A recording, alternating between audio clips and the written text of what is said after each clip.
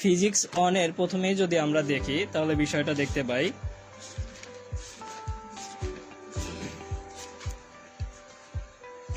আমাদের এইখানে ফাইনাল পরীক্ষা হবে আমাদের এইখানে কত মার্কের। দেখেন এই সাবজেক্টটা কত গুরুত্বপূর্ণ। আপনাদের এই সাবজেক্টে ফাইনাল পরীক্ষা কিন্তু 90 মার্ক, এটা কিন্তু 4 ক্রেডিটের সাবজেক্ট। সেক্ষেত্রে আপনার পরীক্ষাটা 20 মার্ক অথবা 30 মার্কের হতে পারে পলিটেকনিক ভেদে, টিচাররা যেভাবে ইচ্ছা নিতে পারে। এখন আপনার এই সাবজেক্টে টোটাল অধ্যায় আছে আপনার 15টা।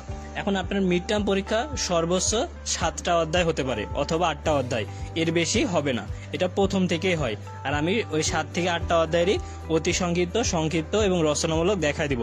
ইনশাল্লাহ এখান থেকেই আপনি কমন পাবেন, এইগুলো পড়লে যথেষ্ট হবে আপনার জন্য।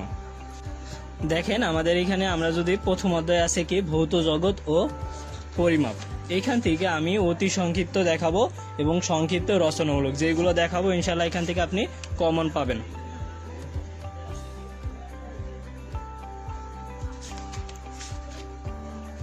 আর এখান থেকে মূল বিষয়গুলো যেখানে আমি একটু এখান থেকেই দেখাই তাহলে আপনাদের জন্য সুবিধা হবে আর কি। দেখেন প্রথমেই যে আমার অনুসরণী 1-এ যেটা আপনি পড়বেন যে পরিমাপ কি, এটা খুবই গুরুত্বপূর্ণ। তারপরে যেহেতু এটা পদার্থবিজ্ঞান, সেখানে আপনি পদার্থবিজ্ঞান কাকে বলে এতটুকুই জাস্ট পড়বেন। শুধু আমার কথা একটু মনোযোগ দিয়ে শুনেন, মানে যে শাখায় বিজ্ঞান অথবা বিজ্ঞানের সূত্র নিয়ে আলোচনা করা হয় তাকেই পদার্থবিজ্ঞান বলে। আর এটা হচ্ছে গ্রিক শব্দ ফুসিস থেকে পদার্থবিজ্ঞান কথাটি এসেছে। আর গ্রিক ভাষায় ফুসিস অর্থ প্রকৃতি।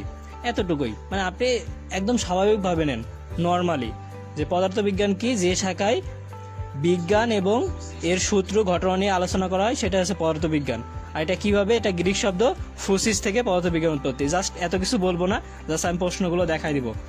তারপরে একটা দেখেন বলবিদ্যাকে কয় ভাগে ভাগ করা যায়, ইনশাল্লাহ এটা পড়বেন। তারপরে অতি সংক্ষিপ্ততে এখান থেকে যেটা পড়বেন সেটা হলো পরিমাপের একক কি। আর একটা এটা পড়বেন খুবই ইম্পর্টেন্ট, যেটা আসার মতো ইনশাল্লাহ, যে 4টি মৌলিক এককের নাম লেখো। ঠিক আছে, এইটাই এখান থেকে এটা পড়লেই হবে। আর একটা হচ্ছে ভার্নিয়ার ধ্রুবক কাকে বলে। এতটুকুই পড়েন, তাহলে এইখানকার অতি সংক্ষিপ্ত 3 থেকে 4টা পড়লেই আপনি এখান থেকে কমন পাবেন ইনশাল্লাহ। আর সংক্ষিপ্তর জন্য যদি আমি বলি তাহলে একটা প্রশ্ন শুধু এখানে দিব আমি আপনাদেরকে, সেইটা হলো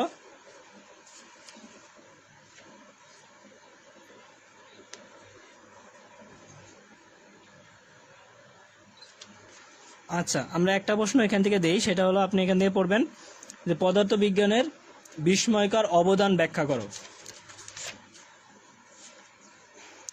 আর এইখান থেকে আমি যদি একটু বলি ভাইয়া, আপনি একটু দেখে যাবেন তাহলেই পারবেন। দিতে পারে অতি সংক্ষিপ্ততে, মানে সব পলিটেকনিক তো এক না, এই যে ক্ষমতার একক এবং আপনার হচ্ছে বেগের একক, আর এটা তো আমরা জানি সময়ের একক, আর ভর ml, এইটা ঠিক আছে, এই দুটা দেখবেন। আর রচনামূলক যদি আমি বলি, আপনি সংক্ষিপ্ত যদি ওইটা পড়েন তাহলে আপনি রচনামূলক যেটা আসুক লিখতে পারবেন, যে পদার্থবিজ্ঞানে বিস্ময়কর অবদান ব্যাখ্যা করো, এটা পড়লে। কারণ এখানেও আছে যে পদার্থ পরিসর সম্পর্কে আলোচনা করো, এটা পারবেন। ঠিক আছে, এই অধ্যায় তাহলে দেখেন এই 4 থেকে 5টা প্রশ্ন পড়লে আপনার কমপ্লিট। দেখেন এখান থেকে পড়বেন যেটা মূল বিষয় আছে ভেক্টর রাশি কাকে বলে, এটাই পড়বেন। তারপরে ত্রিভুজের সূত্র কাকে বলে, ঠিক আছে, এটা পড়বেন। আর একটা খুবই ইম্পর্টেন্ট, একক ভেক্টর অথবা ইউনিট ভেক্টর কাকে বলে, এইটা পড়বেন। আর একটা আমি ইম্পর্টেন্ট বলি, 2টি অধিক রাশির গুণফল কখন শূন্য হয়, এটা পড়বেন।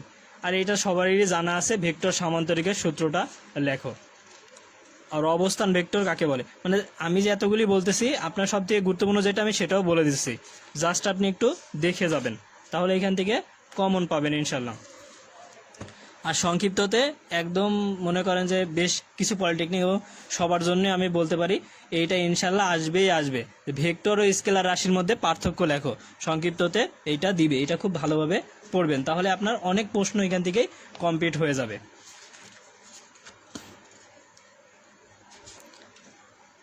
আর তৃতীয় অধ্যায় যদি আমরা যাই, দেখেন আমি খুবই অল্প করে দিচ্ছি, আপনারা যারা পড়াশোনা এখনো করেন নাই শুধু এইগুলোও যদি পড়াশোনা করেন আপনি ভালো রেজাল্ট করবেন মিডে। এবং আপনি আমার কথা অনুযায়ী বুঝতে তো পারছেন যে মিড টার্ম পরীক্ষাটা কত গুরুত্বপূর্ণ।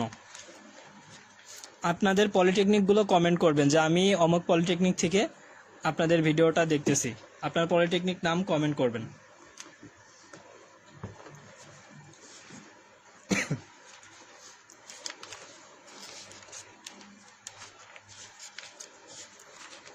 এইখান থেকে ফাইনালে একটা ম্যাথ থাকে, আমি পড়ে দিব। পরে আমাদের কোর্স চলমান, দ্বিতীয় সেমিস্টারের সকল সাবজেক্টের অনলাইন কোর্স চলমান আছে এবং দ্বিতীয় সেমিস্টার ফাইনালের পূর্ব প্রস্তুতির জন্য শর্ট সাজেশন আছে আমাদের। সবগুলো সাজেশনই অনেক অথেন্টিক এবং প্রত্যেকটা বিষয়ের অল্প অল্প প্রশ্ন দিয়ে তৈরি করা হয়েছে, যেগুলো থেকে আপনি ফাইনালে সর্বোচ্চ কমন পাবেন। আচ্ছা, আমরা দেখি তৃতীয় অধ্যায়ের কোনগুলো গুরুত্বপূর্ণ। এখানে যদি আমরা দেখি তৃতীয় অধ্যায়ে যেটা আমার গুরুত্বপূর্ণ সেটা হলো গতির সমীকরণ। প্রথম সূত্র, মানে একদম সহজ বিষয়, V equal to U plus F T. দ্বিতীয় সূত্র কি S equal to U T plus half F T square. তৃতীয় সূত্র কি V square equal to U square plus 2fs। আপনি এখান থেকে গতির সমীকরণ শুনবেন, ঠিক আছে, পড়বেন, তাহলে যথেষ্ট। তারপরে পড়বেন হচ্ছে তাৎক্ষণিক বেগ, আর এখানে পড়বেন হচ্ছে বেগের মাত্রা সমীকরণ আর ত্বরণের মাত্রা সমীকরণ, তাহলে আপনার যথেষ্ট। আর একটা প্রশ্ন, এটা খুবই গুরুত্বপূর্ণ, গতি কত প্রকার এবং কি কি। আর সংক্ষিপ্ততে আপনার এখান থেকে যেইটা আসার মতো ইনশাল্লাহ সেইটাও হলো যে V square equal to U square plus 2fs। এইটা একটু প্রমাণ করো, খুবই সহজ।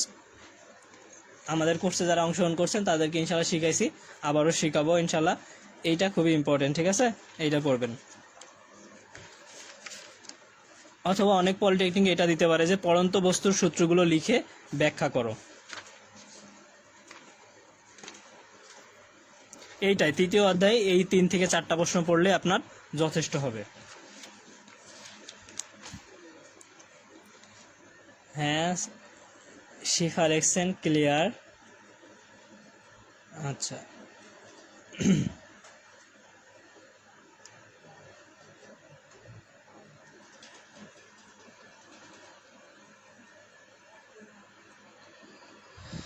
ওকে। আমরা তারপরে যদি চতুর্থ অধ্যায় দেখি, আপনারা মনে করছেন এগুলো দেখে কি হবে, আমরা তো অনেক সময় অনেক ক্ষেত্রে সময় নষ্ট করি, কিন্তু আপনি একটু এটা দেখেন আপনার পরীক্ষাটায় কত উন্নতি হয়।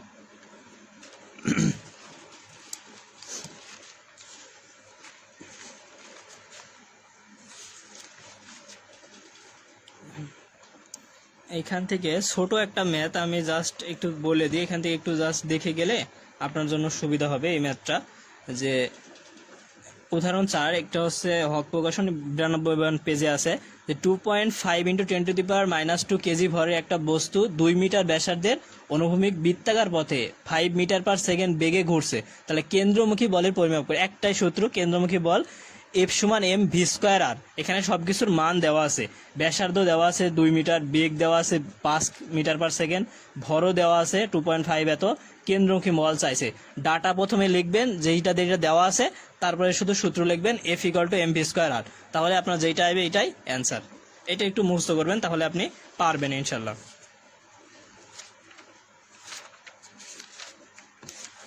তাহলে চতুর্থ অধ্যায়ে যেগুলো আমরা অতি সংক্ষিপ্ত দেখবো, আর ওই যে ম্যাথটার কথা বললাম ওইটা সংক্ষিপ্ততে দিতে পারে। ম্যাথ না দেওয়ারই সম্ভাবনা বেশি, কিন্তু দিতে পারে।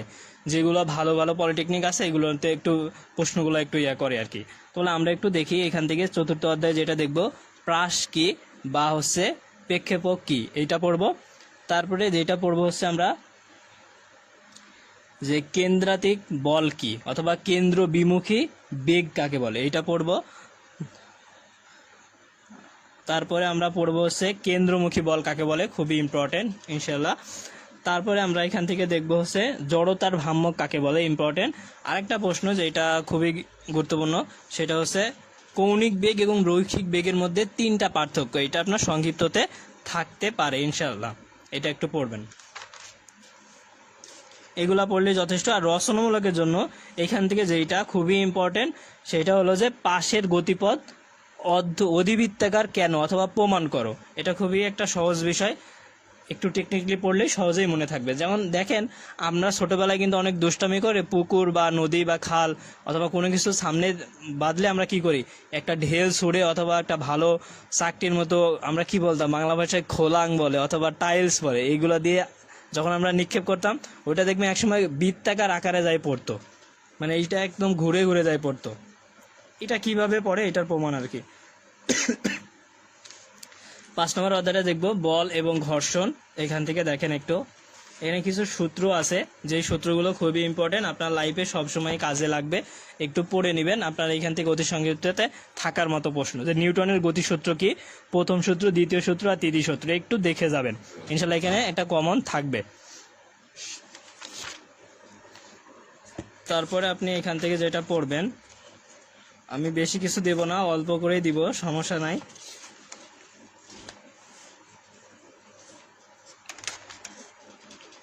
এই অধ্যায়টা ম্যাথ ফাইনাল পরীক্ষায় আসে যদি দেয়। আমরা এখন মিডের প্রস্তুতি নিচ্ছি, ওই জন্য আমরা বলবো না। এখানটায় অতি সংগীত কি দেখবেন 5 নম্বর অনুশীলনীতে, এইখানে যেটা দেখবেন এটা ইম্পর্টেন্ট, আপনার দিতে পারে বলের একক নিউটন ও ডাইনের মধ্যে সম্পর্ক, আর বল কাকে বলে এটা তো আপনারা পারেনি, এটা ইম্পর্টেন্ট। আর বলের একক এটা তো জানেন নিউটন। আর একটা আপনাকে বলতে পারে, প্রশ্ন থাকতে পারে যে 10 নিউটন বল বলতে কি বোঝায়, এটার অর্থ কি। আচ্ছা, এইটাই পড়লে হবে। আর বলের মাত্রা সমীকরণ এইটা। আর আমি প্রথমেই বলছি যে নিউটনের 3টা সূত্র আছে, প্রথম, দ্বিতীয়, তৃতীয়, এইটা একটু পড়ে নেবেন, তাহলে আপনার যথেষ্ট হবে এই অধ্যায়ের জন্য। তারপরে এইখান থেকে আপনার রচনামূলক থাকবে না, কারণ আপনার রচনামূলক থাকলে সর্বোচ্চ 2টা কি 3টা রচনামূলক থাকবে পরীক্ষায়। সেক্ষেত্রে আমি এইখান থেকে যদি বলি একটা খুবই ইম্পর্টেন্ট, সেইটা হচ্ছে আপনার ভরবেগের নিত্যতা সূত্রটি ব্যাখ্যা করো। অনেক পলিটেকনিক এটা দিতে পারে। আর তাছাড়া আমি যেটা বলছি, বেশি কোশ্চিন আপনার ওই 1 থেকে 3-4 অধ্যায়ের মধ্যেই হবে, ঠিক আছে। আর 6 নম্বর অধ্যায়টা আমরা যদি একটু দেখি, তাহলে এইখান থেকে আপনি যেটা পড়বেন সেইটা হলো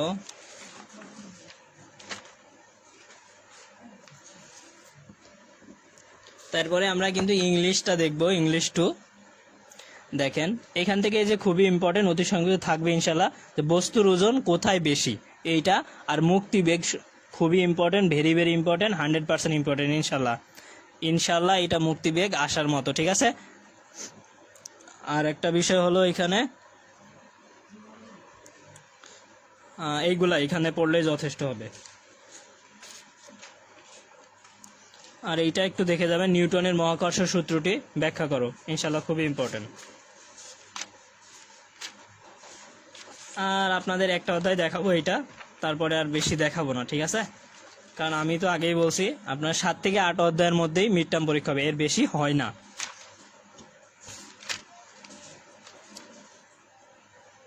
এখান থেকে সূত্রগুলো ইম্পর্টেন্ট, ম্যাথ ইম্পর্টেন্ট। সেক্ষেত্রে আপনারা তো মিড টার্মে ম্যাথ না দেওয়ার সম্ভাবনায় বেশি, দিলেও একটা দিতে পারে।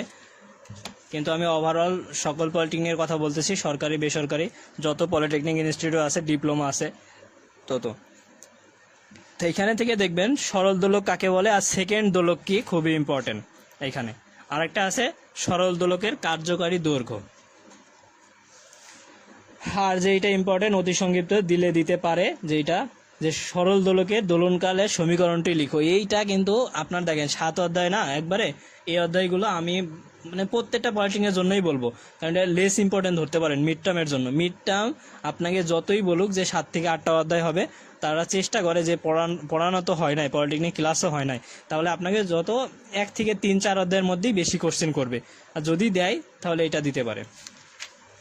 আর আমি যেগুলো বলছি 1 থেকে 5 অধ্যায়ের মধ্যে, এগুলা খুবই ইম্পর্টেন্ট, এইগুলা খুবই পড়বেন, তাহলে যথেষ্ট। দেখেন আমি একটা অধ্যায়ে অতি সংক্ষিপ্ত, সংক্ষিপ্ত, রচনামূলক মিলে খুব জোর কয়টা 4-5টা এরকম প্রশ্ন দিয়েছে, আপনি একটু দেখলেই পারবেন।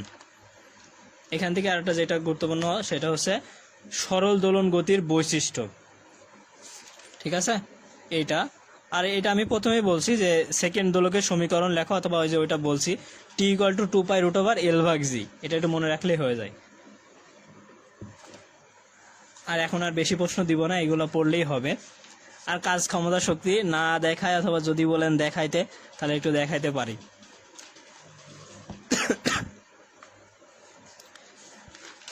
এখানে ইম্পর্টেন্ট আছে, কিন্তু এটা অত রিস্ক নিয়ে পড়তে হবে না, আপনি যেগুলো পড়ছেন এগুলাই হবে।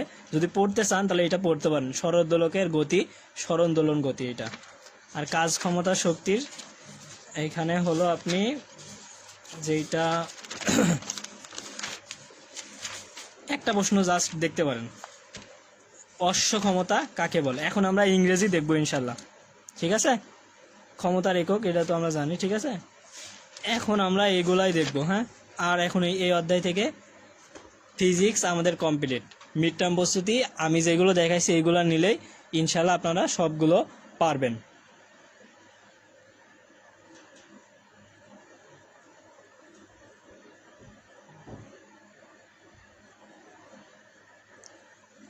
তাহলে এখন আমরা দেখব ইংরেজি 2।